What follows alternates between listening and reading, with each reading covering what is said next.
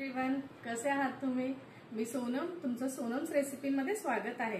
आज आपण बनवणार आहोत मुळ्याचे पराठे। चला तर मग पाहूया कसे बनवणार आहोत ते।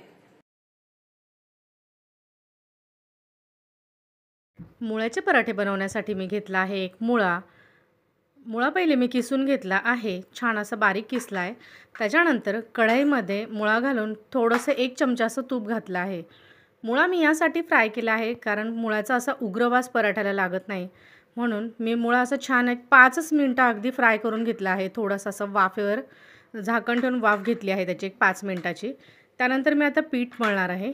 पीठ मळण्यासाठी मी घेतलं आहे बेसन पीठ 2 चमचे, एक साधारण 1 वाटी असं गव्हाचं पीठ घेतलं आहे।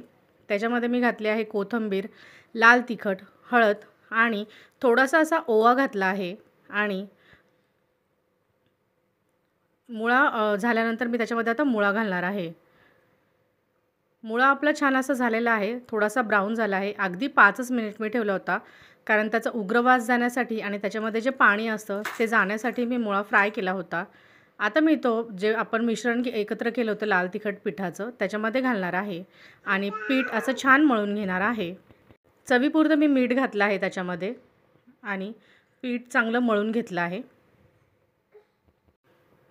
पिठामध्ये लगेच एकदम पाणी नाही घालायचं, जसं लागेल तसं पाणी घालत जायचं आहे। डो मी तयार करून घेतला आहे। तव्यावर मी सर्वात प्रथम तूप लावून घेतलं, त्याच्यानंतर त्याच्यावर मी पराठा लाटून घातला आणि आपला मुळ्याचा पराठा बघा अजिबात असा चिटकला नाही आहे किंवा तुटला नाही आहे, कारण मुळा आपण फ्राय करून घेतला होता। मुळा फ्राय केल्यामुळे त्याचा उग्रवास आणि त्याचा जो चिकटपणा असतो त्याचा तो गेल्यामुळे पराठ्याचं पीठ छान मळता आलं आपल्याला आणि आपला पराठा पण असा छान पद्धतीने तयार झालेला आहे। कसा वाटला तुम्हाला माझा हा मुळा पराठा आणि मुळा पराठ्याची रेसिपी?